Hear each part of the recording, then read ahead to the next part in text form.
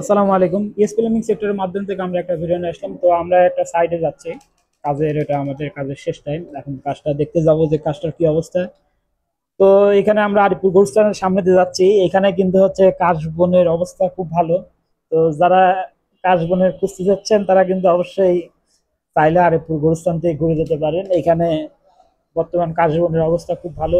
আর রাস্তাটা বৃষ্টি হওয়ার পর রাস্তাটা এত সুন্দর লাগছে যে মানে একদম পরিষ্কার, মানে এত সুন্দর ফিল আসলে এটা বোঝা যায় না।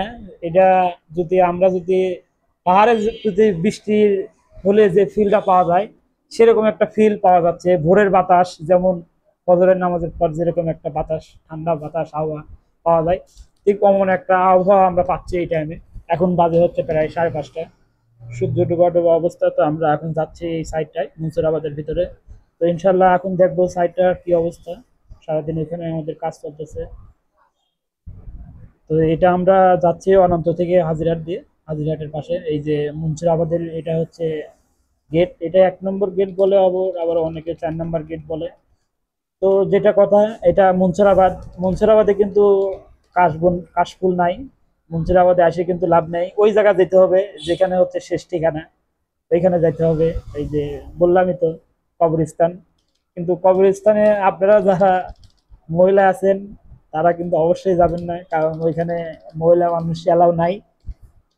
কারণ কাশবনে যাই শুধু মহিলারা, এই জন্য ওইখানে একটু ভিড়ও বোধহয় কম হয়। যে কবরের সাথে এই যে আমরা আমাদের প্রজেক্টে চলে আসছি। এই যে এটা 11 নম্বর রোডে প্রজেক্ট। রোডটা এখনো পাকা করে নাই, আশা করি আমাদের লতিফ বিশ্বাস পাকা করে দেবে ইনশাল্লাহ।